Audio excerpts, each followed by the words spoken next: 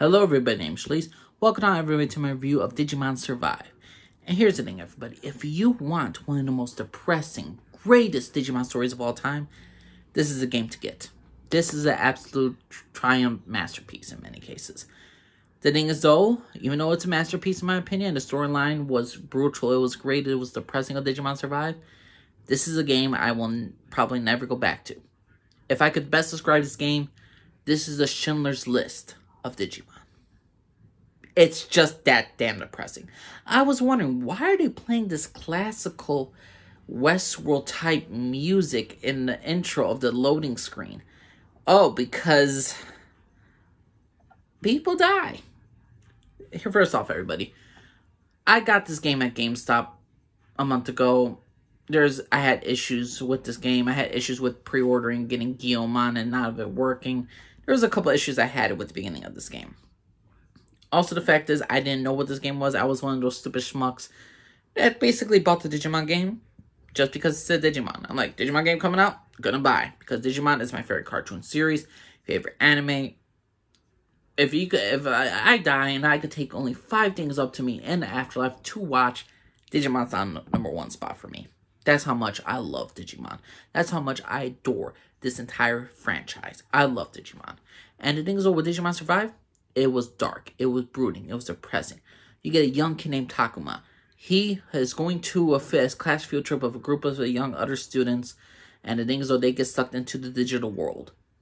And it's a very dark, depressing story. It is so dark. You have options. Your actions affect how your Digimon evolves. There's 3 different options. There's the harmony side, there's the truthful side, and then there's the one where you're just all wrath. Your Digimon evolves how you're going to Digivolve. You get assigned Agumon in the beginning. He's your friend, he's your partner, and you get other people assigned with you. You get other Digidestins there. And the thing is though, at the beginning of your first playthrough, certain characters are just going to die no matter what. Other characters can live. All depends on your options of how you treat them. The thing is though, with all these Digimon characters and everything, with every single one of them, it affects everything. Every single conversation you have affects your allies. It affects how much your relationship with your Digimon. It affects how your relationship with the characters around you and your allies and other Digidestins, how they treat you. How you treat the other Digidestins will affect whether or not they live or not, which is utterly breathtaking and beautiful. The problem is though, when I'm thinking about replaying this game, I don't have it in me. I do not have the... It's kind of like Heavy Rain in my opinion. Heavy Rain was a great game.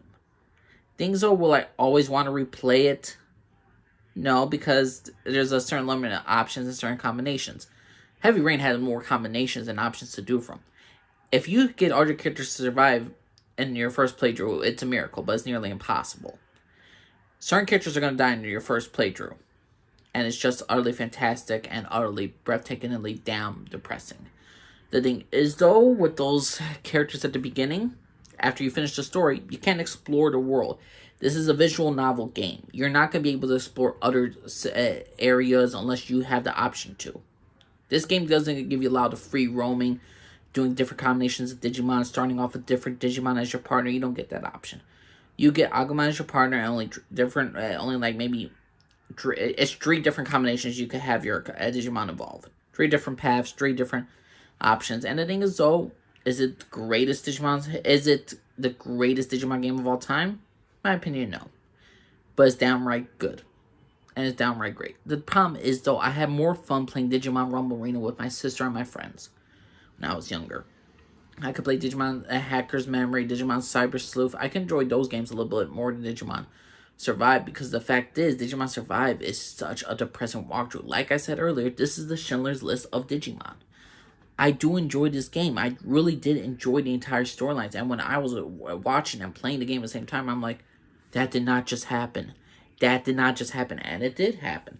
And it astounded me of how great this game was. And I still will always enjoy Digimon Survive.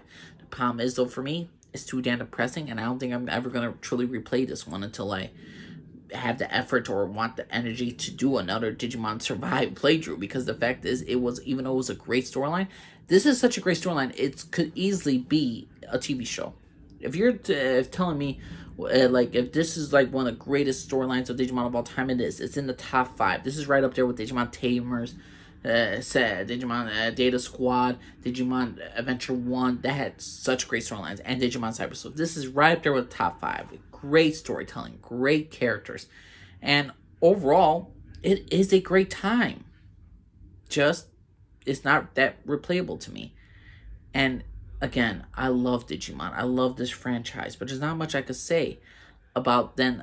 I just don't like limitations. I like to explore worlds in Digimon. I like to do more with like Digimon Rumble Arena is just battling against different opponents and different storylines to get to the mega level. But I could always have fun playing with my friends. If there was another option where you could play different characters of Digimon and go against your friends, that would be awesome. But they don't have that. This game is strictly story-based, which is a very good thing. But then in case it's not, because it just sticks to the story. And you can't do anything at the end. Once you do that, it's a new game plus. And then you're playing the same game again, just with a different option, different combination. At least with Infamous, like Spider-Man, once you're done with the story, you could just swing around New York. You could go everywhere with the freaking Infamous. You could explore the cities. Spider-Man explore New York. Assassin's Creed, you can explore the world that you've been a part of. I want to explore the digital world in this new game. Things that we don't get that option unless we get the option. And ultimately, I'm not saying I'm disappointed with the game, because I'm still stunned by what I played and what I was watching, because I'm like, this is great. This is what Digimon is. This game has the soul Digimon right at its heart. It is a great story. I just think it'll be better as a TV show than a video game. And for me, for the most part, I enjoyed it. I loved it. But probably not going to replay it again. But that's my personal opinion, everybody. What's your favorite Digimon game? Is it Digimon World? Is it Digimon Cyber Sleuth? Is it Hacker's Memory? Or Digimon Survive? Is it just up to you and you're like, man, I constantly want to replay this game. I constantly want to do every single combination I possibly can. To me, that's not for me. But what's your personal opinion, everybody? Angel Lee's coming for everybody. Bye-bye.